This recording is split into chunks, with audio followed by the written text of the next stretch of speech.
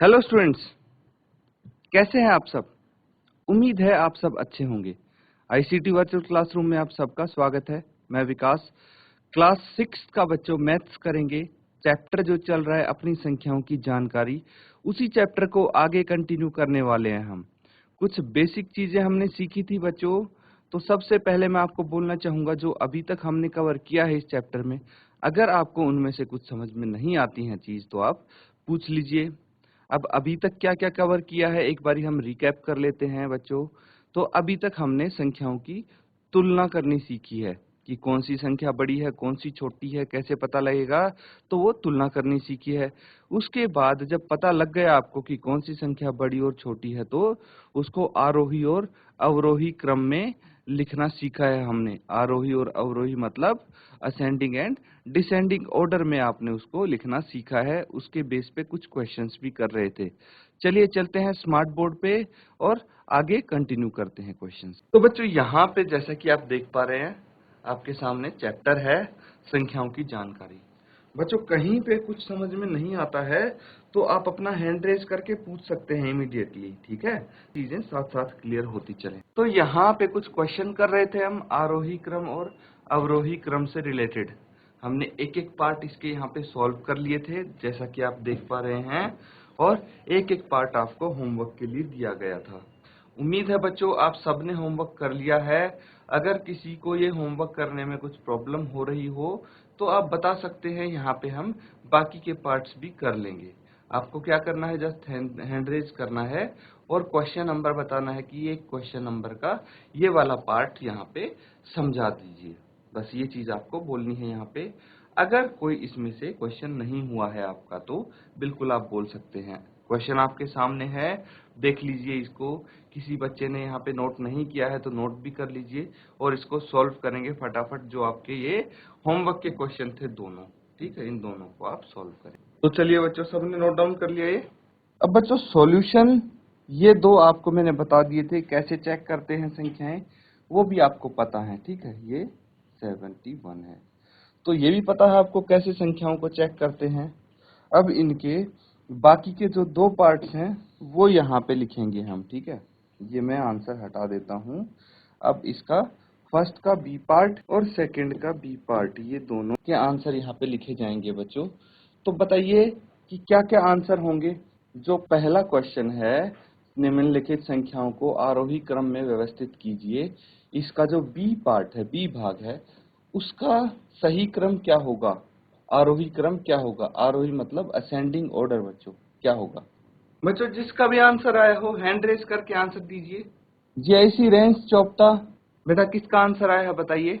देखिए यहाँ पे मैं सॉल्व कर देता हूँ आपके लिए। ये इसका बी पार्ट है, आपको इसको असेंडिंग ऑर्डर में लिखना है, यानी बढ़ते क्रम में लिखना है। तो हम बढ़ते क्रम में कैसे लिखेंगे, सबसे पहले सबसे छोटी संख्या आएगी, सबसे छोटी संख्या आएगी, फिर उससे बड़ी, फिर उससे बड़ी, फिर उससे बड़ी, ऐसे ये क्रम हो गया आरोही क्रम, ठीक है। तो सबसे छोटी संख्या कौन सी होगी, जिसके सबसे कम अंक होंगे। तो सभी संख्याओं को हम काउंट कर लेते हैं। देखिए सबसे छोटी संख्या मुझे ये लग रही है क्योंकि 1 2 3 4, इसमें सिर्फ 4 अंक हैं। बाकी सभी संख्याओं में 4 से ज्यादा अंक हैं, इसीलिए हम इसको लिख देंगे 9801।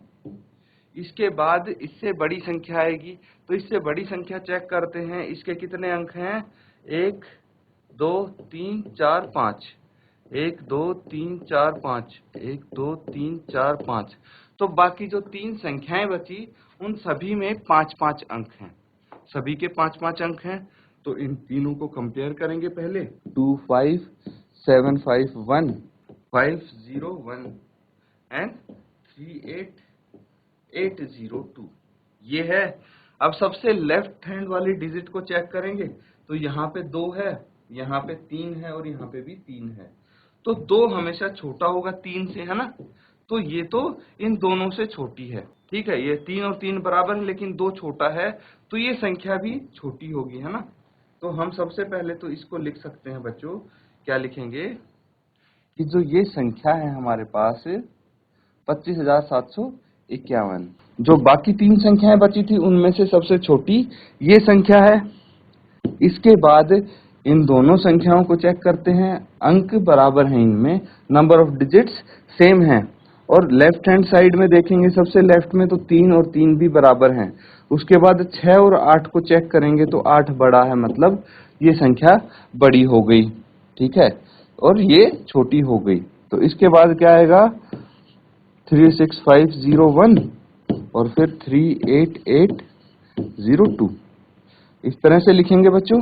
तो हमने क्या किया है कि आरोही क्रम में लिखना था, तो सबसे छोटी संख्या सबसे पहले, फिर उससे बड़ी संख्या, फिर उससे बड़ी, और फिर सबसे बड़ी संख्या हमने लिख दी यहाँ पे। इसी तरह अवरोही क्रम में अगर लिखना है तो सबसे पहले सबसे बड़ी संख्या लिखेंगे हम, फिर उससे छोटी, फिर उससे छोटी। तो जो क्वेश्चन नंबर 2 है उसमें आपको यही करना है कि सबसे पहले सबसे बड़ी संख्या को ढूंढना है पार्ट बी में, फिर उससे छोटी संख्या लिखनी है, फिर उससे छोटी, फिर अंत में सबसे छोटी संख्या आप लिखेंगे। तो इसके पहले क्वेश्चन को नोट डाउन करो, इसका सॉल्यूशन मैंने दे दिया है, इसको नोट डाउन करो। दूसरे क्वेश्चन को आप सॉल्व करके आंसर बताएंगे बच्चों जो यहाँ पे लिखा है क्लियरली तो दिख रहा है ना आपको बच्चों? अगर आपको बोर्ड पे देखने में कोई प्रॉब्लम हो रही है या फिर कोई चीज साफ साफ नहीं दिख रही हो तो आप बोल सकते हैं बच्चों, ठीक है, आप बता दीजिए हैंड रेज करके कोई चीज आपको यहाँ पे देखने में प्रॉब्लम हो रही है तो।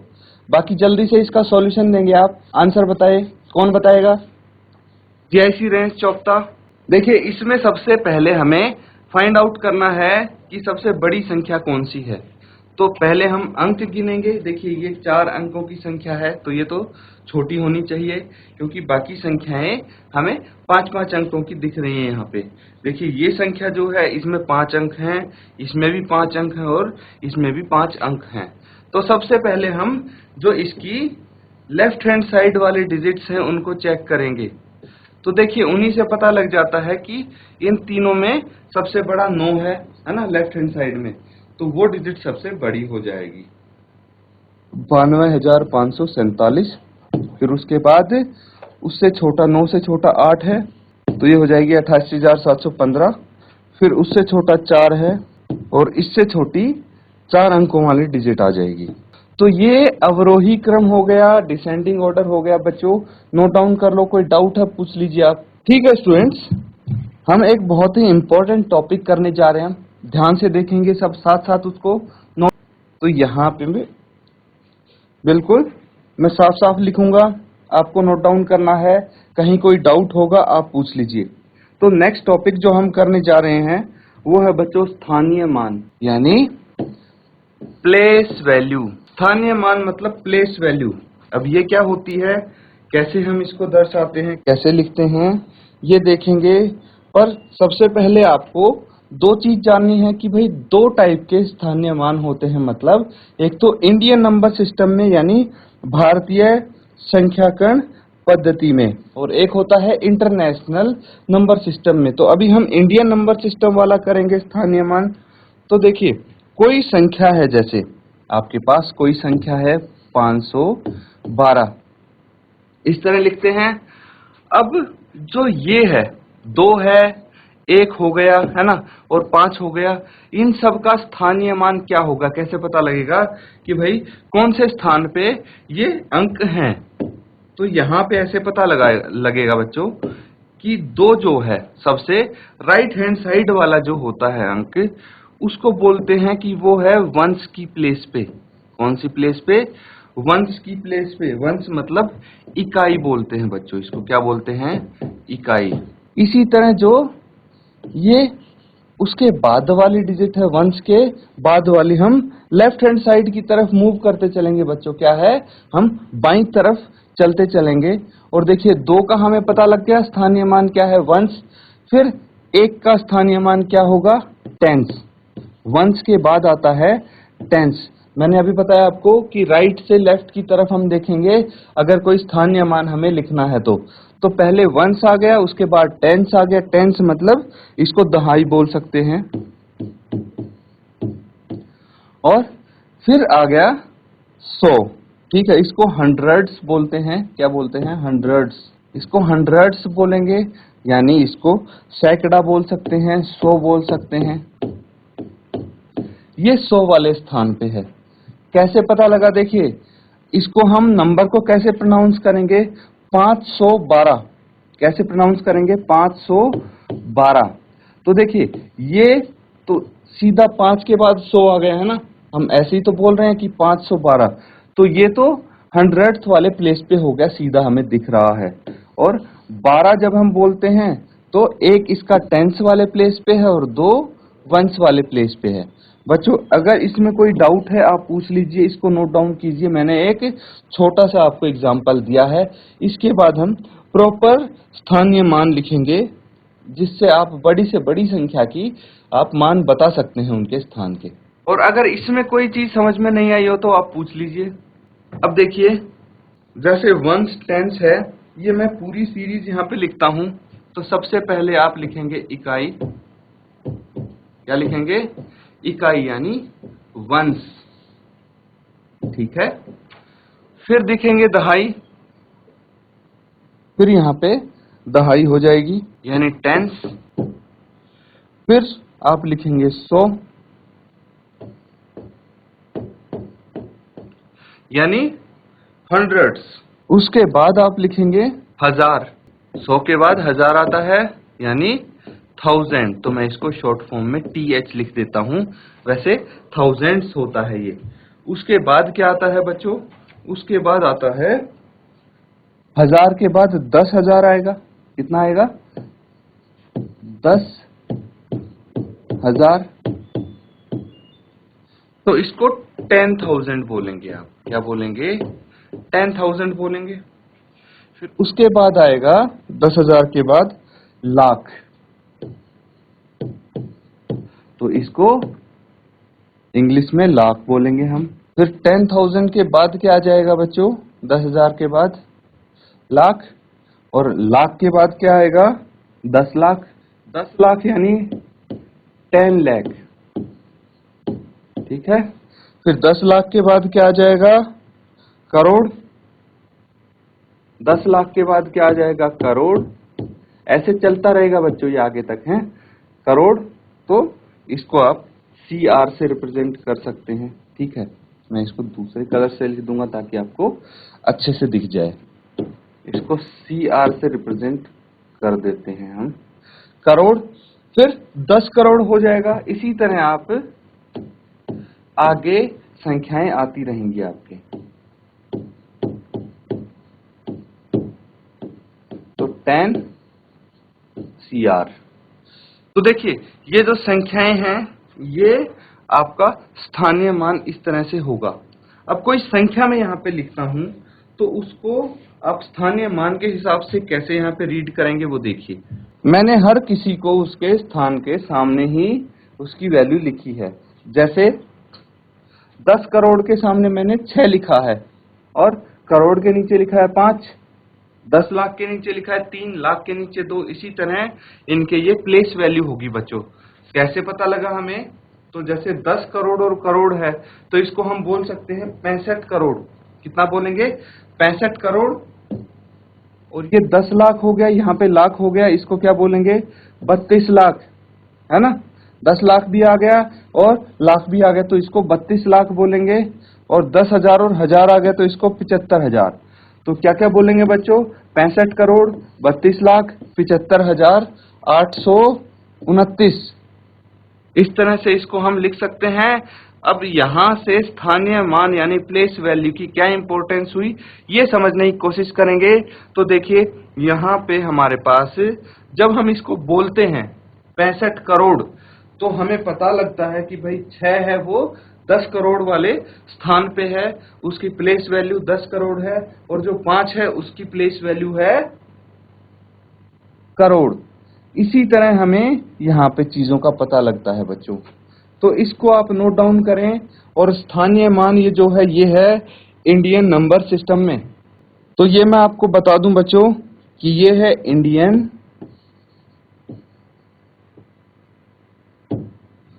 नंबर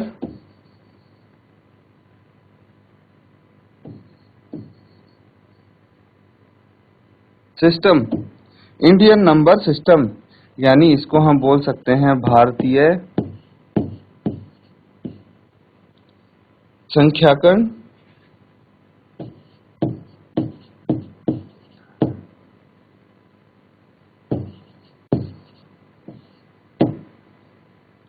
पद्धति।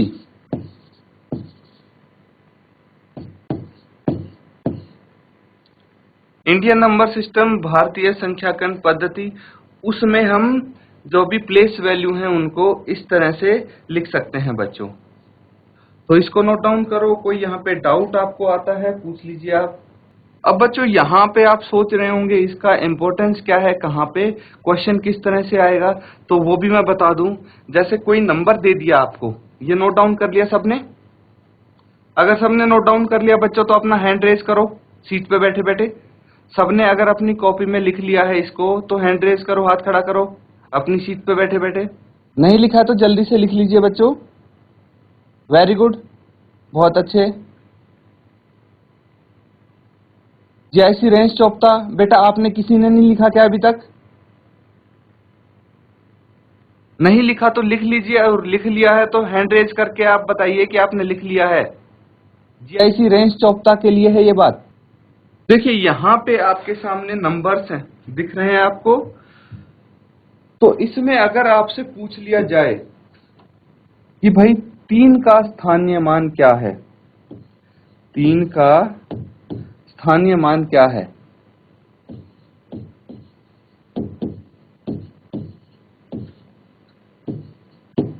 तीन का स्थानीय मान कितना है? 3 देखिए किसके नीचे है? 10 लाख के नीचे, तो इसका स्थानीय मान 10 लाख हो जाएगा। तो इस तरह से क्वेश्चन पूछ सकता है आपसे कि 8 का स्थानीय मान क्या है। यहाँ पे कौन बताएगा 8 का स्थानीय मान क्या है? किसी को पता है तो बताइए बच्चों, 8 का स्थानीय मान क्या होगा? 8 का स्थानीय मान बच्चों देखिए 8 किसके नीचे लिखा है? 100 के नीचे, हंड्रेड्स के नीचे। तो place value of 8 is hundreds, या फिर आप बोलेंगे 8 का स्थानीय मान 100 है। ठीक है। इसी तरह कोई भी नंबर आपके सामने आ जाए, कोई संख्या आपके सामने आ जाए, आपसे पूछा जाए भाई इसका स्थानीय मान बताइए, तो आप कैसे बताएंगे? पहले ये सब लिख लेंगे, इकाई, दहाई, सैकड़ा, हजार, जहां तक भी वो नंबर हुआ, जितने भी अंक का नंबर हुआ। फिर उसके बाद देखेंगे कि कौन से मान के नीचे कौन सा नंबर लिखा हुआ है, बस वही उसकी प्लेस वैल्यू, स्थानीय मान हो जाएगा बच्चों। नोट डाउन कीजिए इसको। तो बच्चों एक एक करके हम टॉपिक्स यहाँ पे कवर करते जा रहे हैं। क्वेश्चंस के साथ साथ, एग्जाम्पल्स के साथ साथ हम कर रहे हैं हर टॉपिक को। तो बच्चों इनको साथ साथ आप नोट डाउन करें, लिखें घर पे, उसके आधार पे क्वेश्चंस प्रैक्टिस करें, तभी आपको चीजें अच्छे से समझ में आ पाएंगी और यहाँ पे आप आंसर कर पाओगे। यहाँ पे बच्चों पार्टिसिपेट करना आपका बहुत जरूरी है। आप जब आंसर बताएंगे तभी आपको भी कॉन्फिडेंस आएगा कि हाँ आपको सवाल आता है, और बात करने का भी कॉन्फिडेंस आएगा, और हमें भी पता लग जाएगा कि आपको समझ में आ रहा है या फिर कहीं डाउट आ रहा है। तो सवाल पूछने से या फिर जवाब देने में बिल्कुल ना हिचकिचाएं। इसी के साथ आज का सेशन हम खत्म करते हैं। Thank you and have a nice day.